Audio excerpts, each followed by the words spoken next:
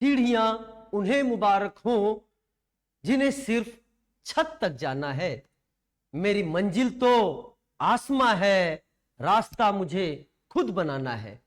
प्यारे बच्चों, मैं अजीत चंद्र द्विवेदी, जिसे प्यार से बच्चे एसिड सर के नाम से पुकारते हैं, पिछले 15 वर्षों से अधिक समय से मैं केमिस्ट्री पढ़ा रहा हूं। एंड प्यारे बच्चों, मुझसे all India rank 1, 21, 35, 41, 77, 81, 104, 105 and many more rank associated रहे हैं।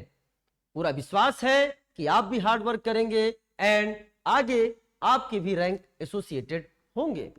प्यारे बच्चों, मैं यहां पर आया हूं यह डिस्कस करने कि ऑर्गेनिक केमिस्ट्री में कैसे फुल स्कोर लाया जाए, फुल में फुल स्कोर लाया जाए। लेकिन उससे पहले मैं आपको बताना चाहता हूं कि 31 जुलाई को आ रहा है हमारा ऑनलाइन का लास्ट बैच, जिसका नाम है फिनिक्स 4.0 बैच बाय टीम जवाब। ये टीम जवाब आपके सामने है। मैं सबसे पहले यहां मैं इंट्रोड्यूस कराना चाहूंगा एकेएम सर, जो कि फिजिकल केमिस्ट्री आपको पढ़ाएंगे। रमेश शारदा सर, वो आपको इनऑर्गेनिक केमिस्ट्री पढ़ाएंगे। डॉक्टर रक्षिता सिंह, जो कि आपको बायोलॉजी पढ़ाएंगे। प्रतीक जैन सर, जो आपको फिजिक्स पढ़ाएंगे। और मैं अजीत चंद्र द्विवेदी एसिड सर, जो कि ऑर्गेनिक केमिस्ट्री पढ़ाऊंगा। प्यारे बच्चों, इंपॉर्टेंट चीज क्या है, आज हम यहां पर डिस्कस क्या करने आए हैं?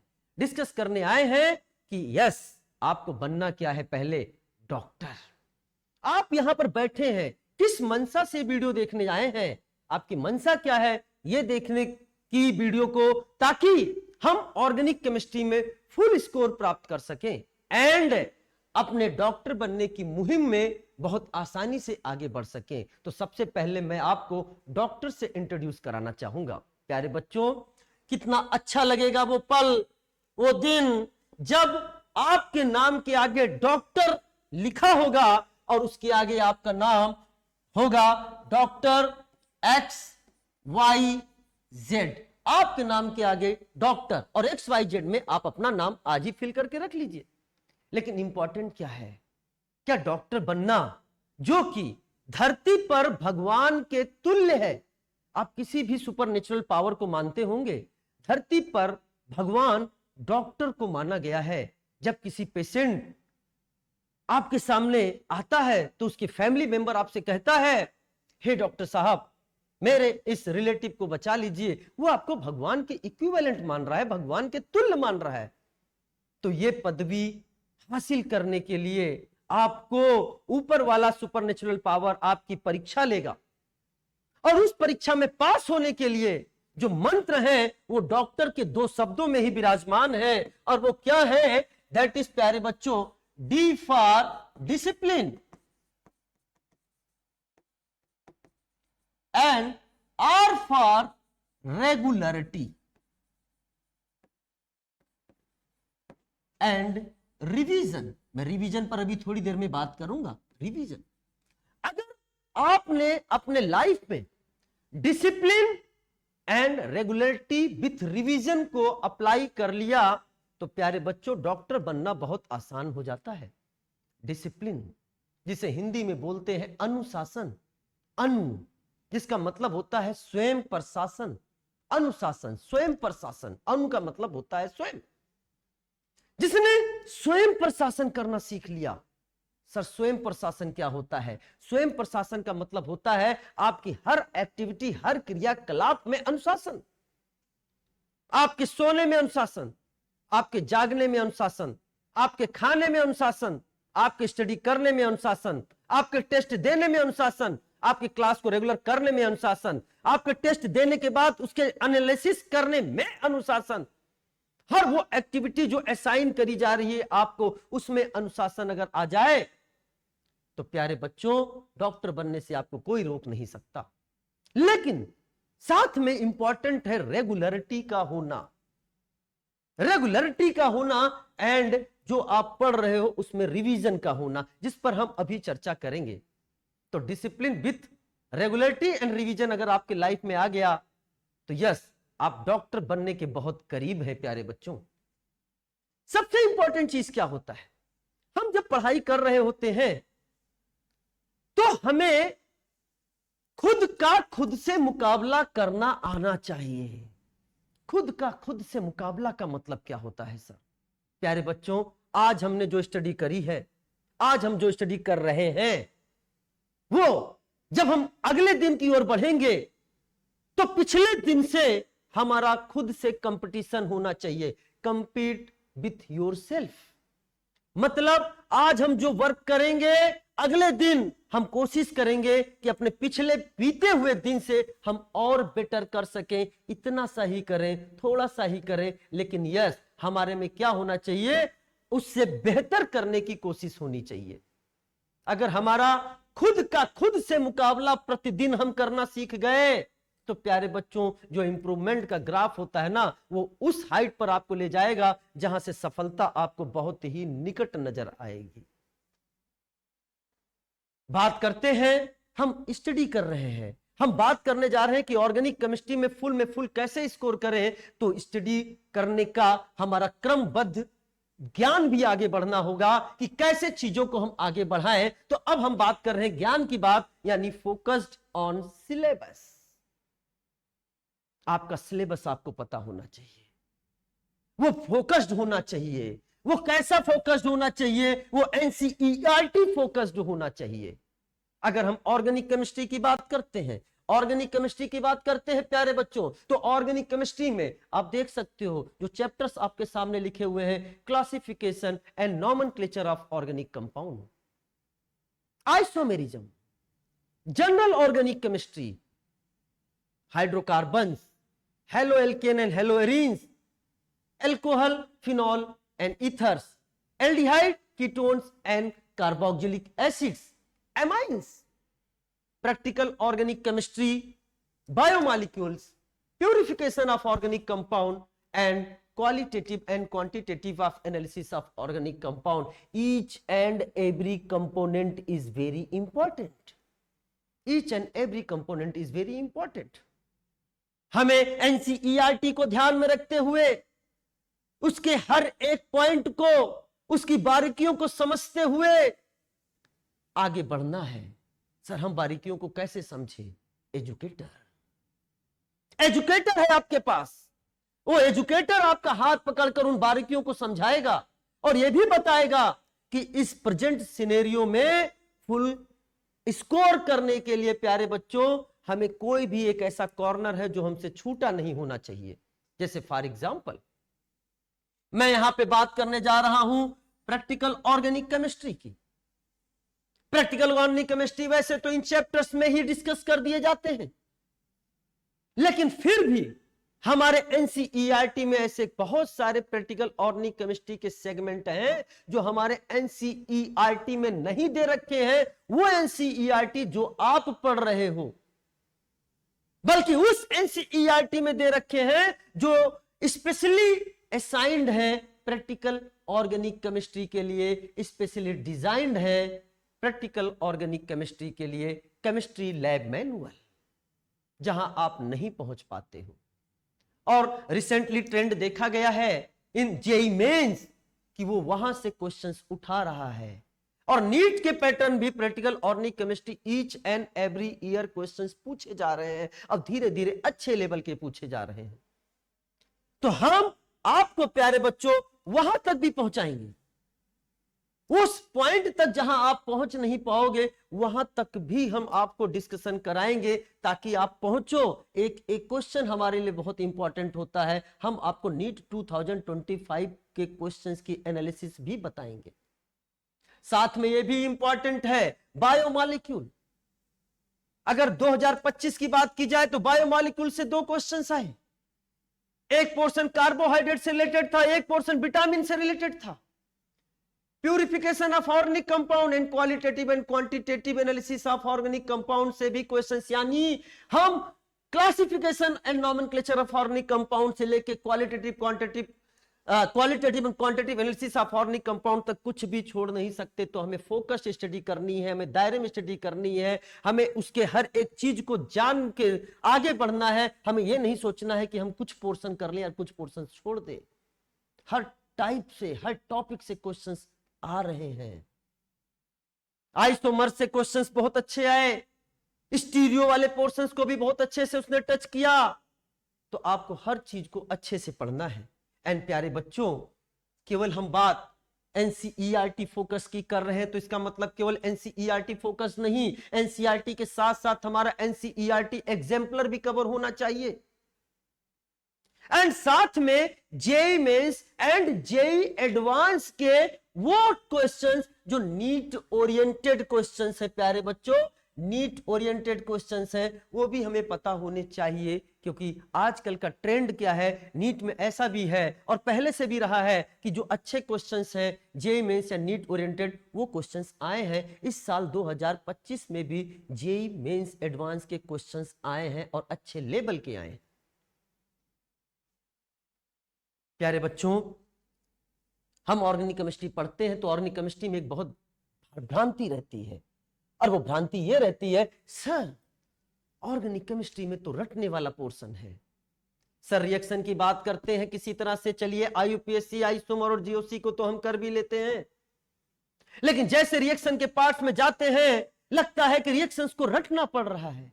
समझ में नहीं आता है रिएजेंट का फंक्शन क्या है सर, समझ में नहीं आता है किस तरह से ए से बी बनता है, बी से सी बनता है। मल्टी स्टेप प्रोसेस हो गया, कन्वर्जन हो गया, तो चलिए ए से तो बी हम पहुंच जाते हैं, लेकिन बी से सी हमसे कनेक्ट नहीं हो पाता है सर। सर नहीं समझ में आता है किस तरीके से चीजों को आगे बढ़ाएं। तो प्यारे बच्चों, अगर आपके मन में यह चल रहा है कि ऑर्गेनिक केमिस्ट्री एक रटने का सब्जेक्ट है, तो प्यारे बच्चों आप गलत रास्ते पर चल रहे हैं। आप रास्ते को बदल दीजिए, आप रास्ते को बदल दीजिए। ऑर्गेनिक केमिस्ट्री रटने वाला सब्जेक्ट है, यह सोचने का मतलब आप गलत रास्ते पे चल रहे हैं। आपको समझना पड़ेगा, आपको बेसिक से स्टार्ट करना पड़ेगा, आपको उन चीजों पर फोकस करना पड़ेगा जो रटने वाले पैटर्न को खत्म करते हैं।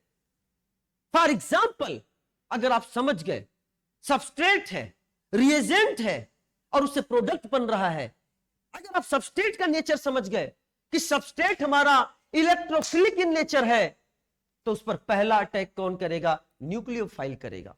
अगर न्यूक्लियोफाइल पहला अटैक करेगा तो रिएक्शन का नेचर हो जाता है न्यूक्लियोफिलिक रिएक्शन। अगर हमारा सबस्ट्रेट न्यूक्लियोफिलिक इन नेचर है, अगर सबस्ट्रेट हमारा न्यूक्लियोफिलिक इन नेचर है, तो उस पर पहला अटैक कौन करेगा प्यारे बच्चों? यस, इलेक्ट्रोफाइल करेगा। और अगर इलेक्ट्रोफाइल अटैक करेगा तो रिएक्शन का नेचर कैसा हो जाएगा? इलेक्ट्रोफिलिक रिएक्शन हो जाएगा। हमें पहचानना पड़ेगा, वो हम आपको पहचानना सिखाएंगे। क्या इलेक्ट्रोफाइल है, क्या न्यूक्लियोफाइल है, सबस्ट्रेट को नेचर को कैसे पता लगाते हैं, तब पता चलता अच्छा सर अब समझ में आया कि न्यूक्लियोफिलिक एडिशन रिएक्शन कब होता है, न्यूक्लियोफिलिक सब्स्टिट्यूशन रिएक्शन कब होता है, इलेक्ट्रोफिलिक एडिशन रिएक्शन कब होता है, इलेक्ट्रोफिलिक सब्स्टिट्यूशन रिएक्शंस क्या होता है, सर रोल ऑफ सॉल्वेंट क्या होता है, सर रोल ऑफ मेटल्स क्या होता है। चीजों को समझना होगा, क्या, क्यों और कैसे को जानना होगा। हमें पढ़ना होगा कि आखिर कैसे अगर हम एल्काइल हैलाइड की रिएक्शन प्यारे बच्चों सोडियम एंड ड्राई ईथर के साथ कराते हैं तो प्रोडक्ट मिलता है RR और रिएक्शन का नाम हो जाता है, लिखिए कमेंट बॉक्स में लिखिए क्या, वेरी गुड, वुड्स रिएक्शन। क्या हो जाता है? वो होता है आपके सामने वुड्स रिएक्शन। लेकिन अगर हमने वहीं पर सोडियम की जगह मैग्नीशियम ले लिया एंड ड्राई ईथर, तो there is a formation of RMgX और बन जाता है आपके सामने ग्रिग्नार्ड रिएजेंट। ग्रिग्नार्ड रिएजेंट क्यों? RX वही है, ड्राई ईथर भी वही है, लेकिन यहां सोडियम है, यहां मैग्नीशियम है। ऐसा क्या हुआ कि प्रोडक्ट बदल गया? ये आप जानोगे। ऑर्गेनिक केमिस्ट्री बहुत आसान है प्यारे बच्चों, बहुत आसान है। और जो रटने वाला कुछ है, जैसे नाम रटने वाला है या कुछ चीजें रटने वाली है, तो वो मैं आपको रटने नहीं दूंगा, एक ऐसा कोई तरीका बता दूंगा जिससे वो आपके ग्रे मैटर में स्टोर हो जाएगा, लॉन्ग टर्म मेमोरी में स्टोर हो जाएगा। ऐसा मैं कह नहीं रहा हूं केवल, और आपको मान भी नहीं लेना चाहिए। फिनिक्स 2.0, फिनिक्स 3.0 में क्लासेस चल रही हैं। अभी IUPAC चल रहा है, क्लासिफिकेशन एंड नोमेनक्लेचर चल रहा है। अगर आपके कोई रिलेटिव, संबंधी, भाई बहन उस बैच को ज्वाइन किए हैं, आप उनसे फीडबैक लीजिए। या कोई ऐसा स्टूडेंट जो किसी मेडिकल कॉलेज में है और मुझसे ऑफलाइन या ऑनलाइन पढ़ा है, आप उससे फीडबैक लीजिए, आपको चीजें समझ में आ जाएगा। पिछले 10 वर्षों से अधिक समय से मैं कोटा में ऑफलाइन बच्चों को भी पढ़ा रहा हूं। आप उनसे, किसी से भी आप फीडबैक ले सकते हैं। प्यारे बच्चों, तो इंपॉर्टेंट क्या है, जब हम कोई चीज पढ़ते हैं तो सर क्या मैकेनिज्म इंपॉर्टेंट है? प्यारे बच्चों, क्या मैकेनिज्म इंपॉर्टेंट है? आपके मन में प्रश्न आएगा, सर समझ में नहीं आता है, हम रिएक्शन लिखते हैं तो मैकेनिज्म हमारे दिमाग में कभी आता है, हम तो क्वेश्चंस को रट लेना चाहते हैं। वह मैकेनिज्म जो हमारे NCERT में दिया है वो हमारे लिए इंपॉर्टेंट है, पढ़ना पड़ेगा, क्योंकि मैकेनिज्म बेस्ड क्वेश्चंस आते हैं तो वो मैकेनिज्म के थ्रू ही लगते हैं। लेकिन इंपॉर्टेंट चीज एक और है प्यारे बच्चों, कि मैकेनिज्म को पढ़ने के बाद इंपॉर्टेंट है आपको जानने के लिए extract of the mechanism. Extract of the mechanism क्या होता है सर? जब हम मैकेनिज्म बताएंगे आपको, उनके पहलुओं को समझाएंगे आपको, तो उसके एक्सट्रैक्ट को कुछ पॉइंट्स में लिखेंगे, क्योंकि NEET is the game of speed and accuracy. हमें ऑर्गेनिक केमिस्ट्री में ऑल करेक्ट तो करने ही करने हैं, लेकिन within the time limit, within the time limit. और within the time limit में करने के लिए हमें एक्सट्रैक्ट ऑफ मैकेनिज्म पर भी काम करना होगा। वो मैं आपको बताऊंगा, जिससे बिना पेन के क्वेश्चंस को सॉल्व करना आप सीख जाए। प्यारे बच्चों, हम जब पढ़ते हैं तो हमें यह पता होना चाहिए कोरिलेशन। अगर हम कोई नेम रिएक्शन पढ़ रहे हैं तो उस नेम रिएक्शन को दिमाग में सोचते ही उसके रिएक्शंस याद आ जाने चाहिए। और अगर हमें रिएक्शंस दिख रहे हैं तो हमें फिर वो नेम रिएक्शंस पता होने चाहिए। जैसे फॉर एग्जांपल डेमो के लिए आपके सामने क्या है, how to approach and identify the reaction. जैसे फॉर एग्जांपल प्यारे बच्चे, हमारे सामने ये एल्डिहाइड है जिसके पास कोई अल्फा H नहीं है, और ये एल्डिहाइड, अगर यहां H है तो एल्डिहाइड, अगर R है तो कीटोन। ये ऐसा एल्डिहाइड या कीटोन है जिसके पास अल्फा H है। क्या आपको यहां पर बेस और हीट दोनों में कॉमन नजर आ रहे हैं? यस, पता होना चाहिए कि जब बेस और हीट लेते हैं, बेस और हीट लेते हैं, तो अगर ऐसा एल्डिहाइड जिसके पास अल्फा H नहीं है वो कौन सा रिएक्शन देता है? अगर पता है तो कमेंट बॉक्स में लिखिए, और नहीं पता है तो मैं हूं ना। इस तरह से मैं आपको तैयार करूंगा कि आप चुटकियों में इसका जवाब दे पाओगे। यस, कैनिजारो रिएक्शन, और यह हो जाएगा एल्डोल कंडेंसेशन रिएक्शन, पहचान में आना चाहिए। दूसरा आप देख सकते हैं, यहां पर तो हमने आपके सामने बेस और हीट को कांस्टेंट कर दिया। प्यारे बच्चों, यहां देखिए, यहां मैंने इस स्पीसीज को सेम रख लिया। यहां पर क्या है, CH3CO, CH3CO मिथाइल एल्डिहाइड या मिथाइल कीटोन। यहां पर भी मिथाइल एल्डिहाइड या मिथाइल कीटोन है, लेकिन यहां पर प्यारे बच्चों ये दोनों सेम है। यहां पर मैंने OH माइनस एन हीट लिया तो एल्डोल कंडेंसेशन रिएक्शन, यहां OX माइनस NaOH या X2 प्लस NaOH लिया तो ये कौन सा रिएक्शन हो गया? Haloform reaction. या मैंने ले लिया 2 एल्केनॉल, हेलोफॉर्म रिएक्शन। क्या होता है ये आपको पता होना चाहिए। अगर अगले कोरिलेशन की ओर देखते हैं, यहां पर भी अगर आप देखो प्यारे बच्चों, तो रिएजेंट आपका क्या है? सेम है। इधर देखिए प्यारे बच्चों, सेम है, Br2 प्लस NaOH, NaOBr और OBr माइनस। लेकिन यहां मैंने लिया है आपके सामने, this is the methyl ketone, और ये लिया मैंने आपके सामने 1 डिग्री एमाइड। यहां पर haloform reaction, that is bromoform reaction, and यहां Hofmann bromamide degradation reaction. ये चीजें आपको पता होनी चाहिए। देखते ही रिएक्शन का नाम याद आना चाहिए, देखते ही आपको उसका प्रोडक्ट पता होना चाहिए। ये सब आप बहुत आसान है, बहुत आसान है।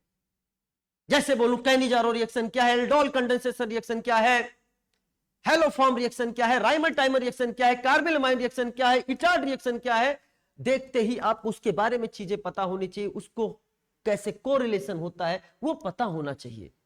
ऑर्गेनिक केमिस्ट्री बहुत आसान है। सर ये कैसे पता है? आखिर रटना ही पड़ेगा ना, वही तो तरीका है, मेथोडोलॉजी। कौन आपके सामने डिलीवर कर रहा है? अगर कोई इतने कॉन्फिडेंस के साथ कह रहा है कि बहुत आसान है, तो यस आसान है। दूसरी चीज इंपॉर्टेंट क्या है? बच्चे इस तरह के क्वेश्चंस को देख के डर जाते हैं। कन्वर्जन, अगर आप देखोगे तो ABCD से अगर देखा जाए तो मैंने इसको A to Z कन्वर्जन आपके सामने है।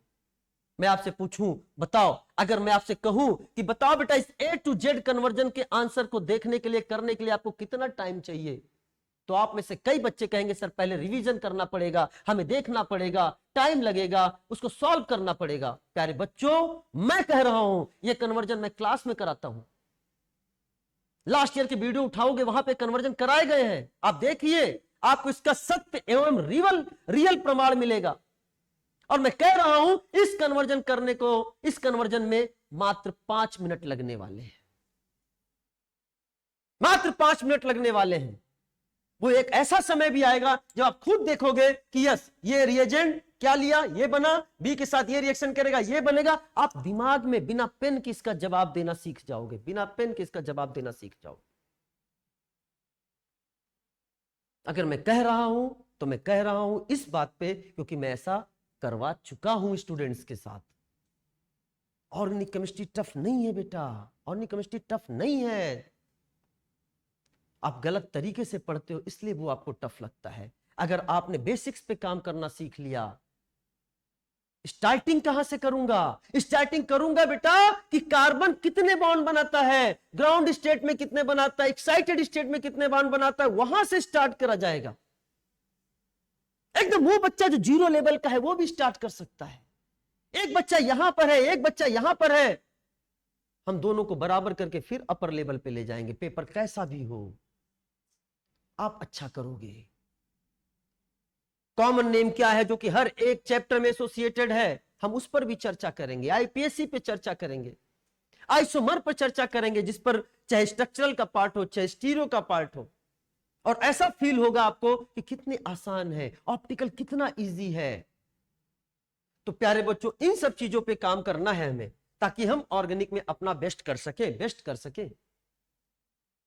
सबसे इंपॉर्टेंट चीज है, एक अभियान के रूप में मैं चलाता हूं, जो कि कई सालों से चला रहा हूं। ऑफलाइन में तो इतनी तरह से हिट है कि बच्चों में होड़ लग जाती है एक दूसरे में। क्या? Question practice. होता क्या है प्यारे बच्चों, कई बच्चे कहते हैं सर हम बहुत मेहनत करते हैं, दिन रात बहुत मेहनत करते हैं, दिन रात बहुत मेहनत करते हैं सर, आपको पता नहीं हम तो सोते भी ज्यादा नहीं है, 3 से 4-5 घंटे सो रहे हैं। बेटा सबसे बड़ी गलती तो कर रहे हो क्योंकि सोना आपने कम कर दिया है। कम से कम 6 घंटे, 6 से 7 घंटे की नींद लेना अनिवार्य है। लेकिन सर ठीक है मैं नींद ले लूंगा, फिर भी सर क्या करूं, मैं बहुत पढ़ाई कर रहा हूं, नंबर नहीं आ रहे हैं, क्योंकि आप गलत तरीके से पढ़ाई कर रहे हैं। आप थ्योरी में बहुत ज्यादा समय कर रहे हैं, बहुत सारा समय दे रहे हैं, बार बार थ्योरेटिकल बैकग्राउंड को ही रिवाइज कर रहे हैं, क्वेश्चन प्रैक्टिस पे तो आप जा ही नहीं रहे हैं।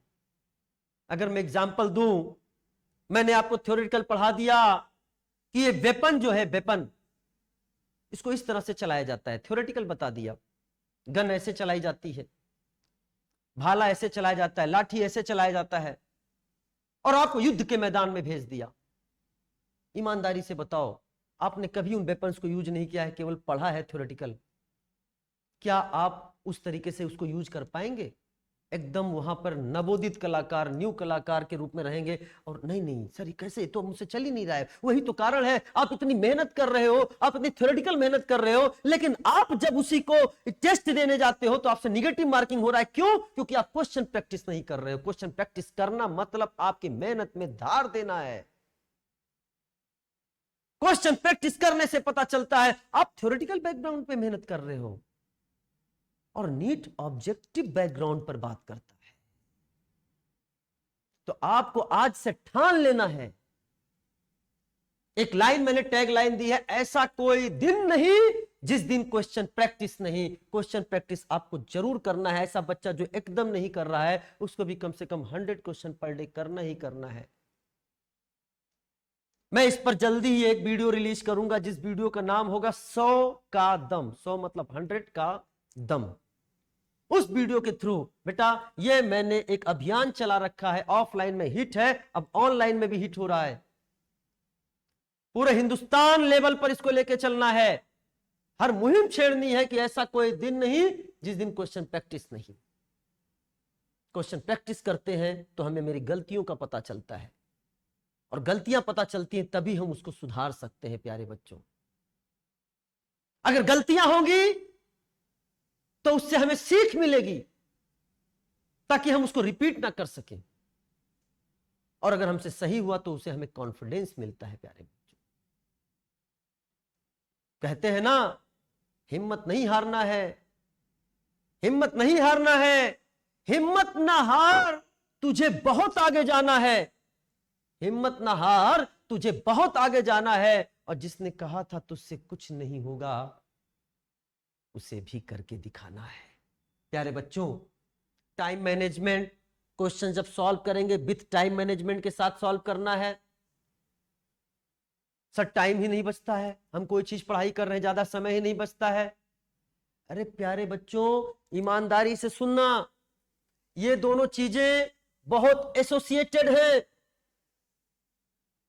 अगर आप 24 आवर्स का आकलन करना एक बार, उसमें कितना टाइम तुम ऐसी एक्टिविटी में यूटिलाइज कर देते हो जो तुम्हारे लिए हितकर नहीं है, चाहे वो मोबाइल हो, चाहे वो कहीं घूमना हो, चाहे दोस्तों के साथ बातें करनी हो, उस मैटर पर जो तुम्हारे काम की नहीं है, अगर आप उसको मल्टीप्लाई इंटू 30 कर देंगे ना, 30 डेज, तो उसमें से कितने दिन आप बर्बाद कर देते हो आपको ये भी पता चल जाएगा। प्यारे बच्चों, तो टाइम को बचाना सीखो, टाइम को वेस्ट मत करो। प्यारे बच्चों, टाइम को अपने फ्यूचर में इन्वेस्ट करो। Time management is very important. हर बच्चे को उतना ही टाइम मिलता है बेटा पढ़ने के लिए, 24/7 वही टाइम है, उसी में आपको भी करना है। अगर एक ही एजुकेटर से मैक्सिमम कई सारे बच्चे जुड़े हुए हैं और उनमें से कई बच्चे अच्छा कर रहे हैं, तो अगर वो अच्छा कर सकते हैं तो आप भी अच्छा कर सकते हो।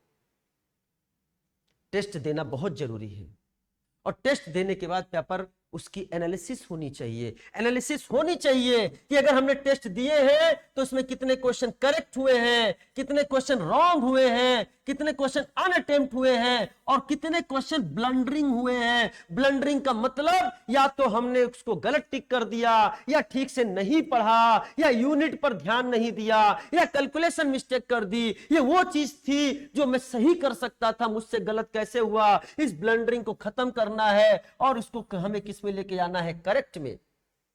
अगर अनअटेम्प्ट है तो उसका रीजन फाइंड आउट करो, उसका रीजन फाइंड आउट करो, और जो रॉन्ग हुआ है उसका भी रीजन फाइंड आउट करो।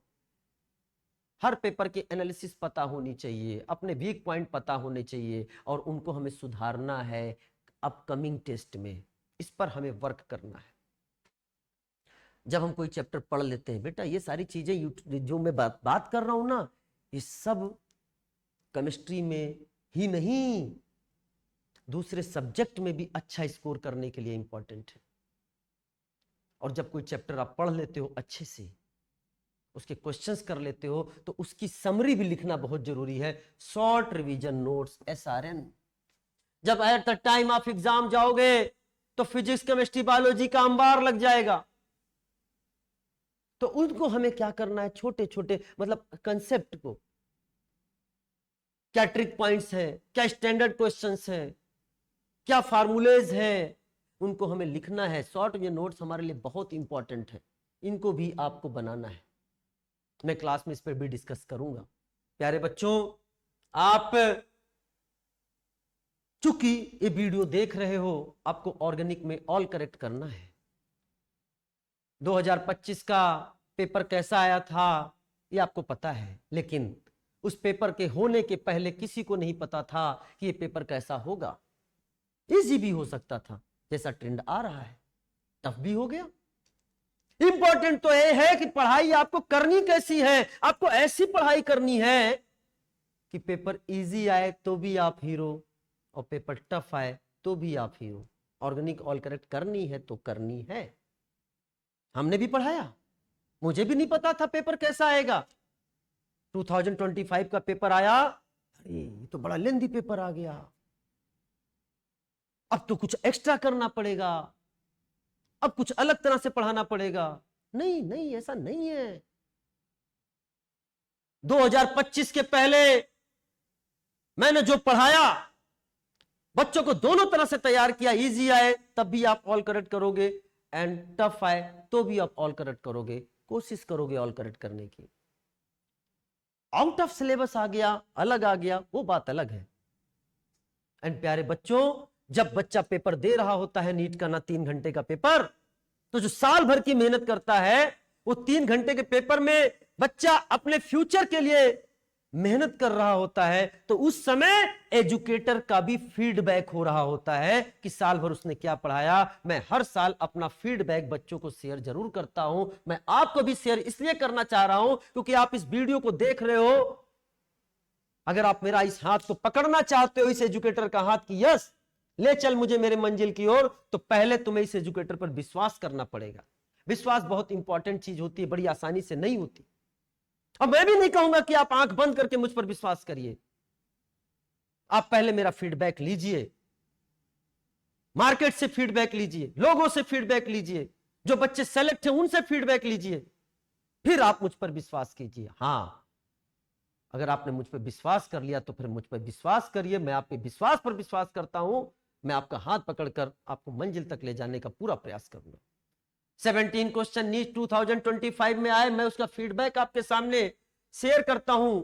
मैं ज्यादा समय यहां पर नहीं लूंगा, लेकिन सभी 17 क्वेश्चंस ये नीट के क्वेश्चंस हैं, और ये वो है जो मैंने ऑलरेडी नीट के पहले पढ़ाए थे, या तो फिर मैंने, आप जाके YouTube पर सर्च कर लिए, वहां पर मिलेगा NEET 2025 most probable NCERT based questions by acid sir, NEET 2025 most probable NCERT based question series. वहां पे भी कई सारे क्वेश्चंस मैच हुए हैं नीट 25 में प्यारे बच्चों।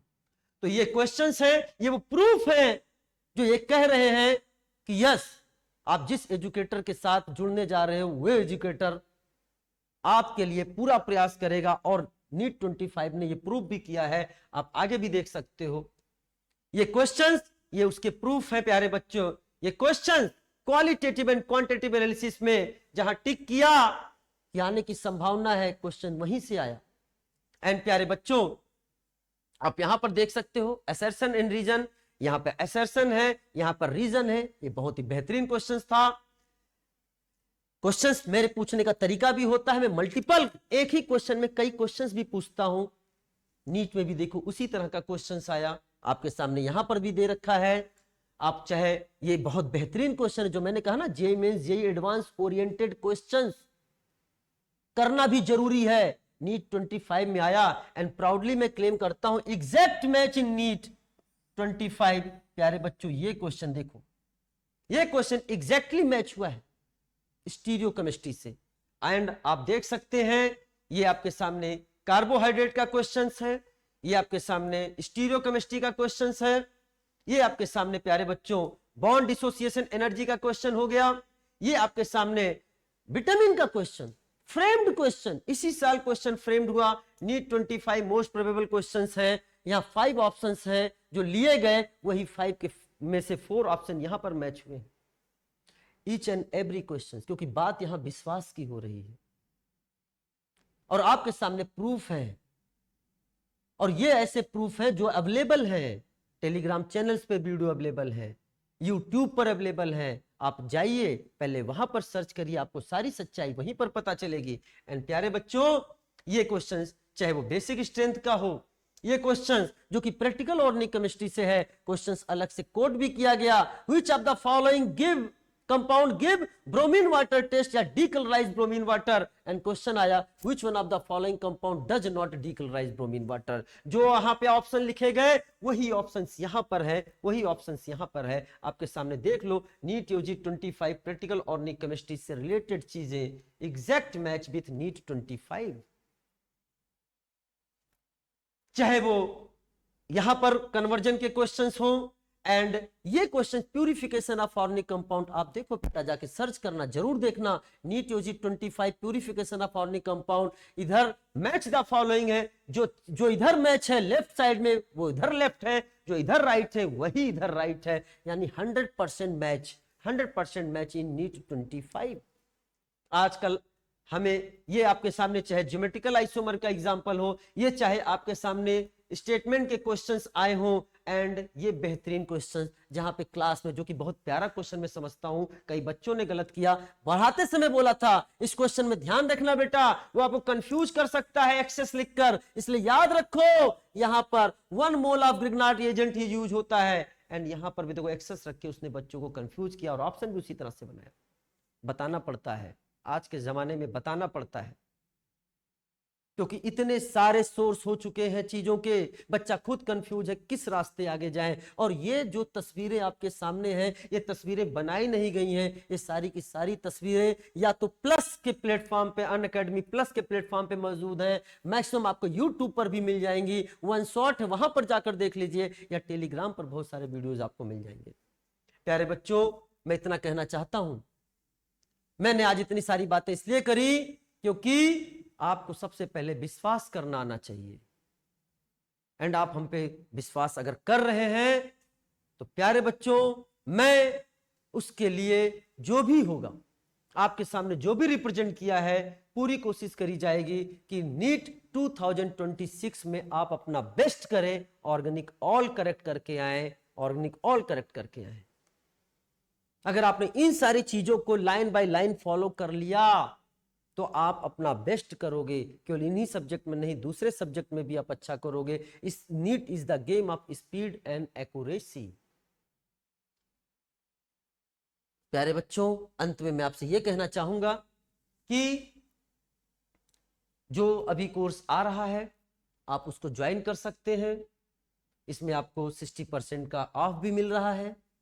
आप अगर उसमें मेरा रेफरल कोड एसिड सर लगाते हैं तो प्यारे बच्चों आपको उसमें अच्छा डिस्काउंट भी मिलेगा और आप हमारे मेंटरशिप प्रोग्राम में भी जुड़ेंगे।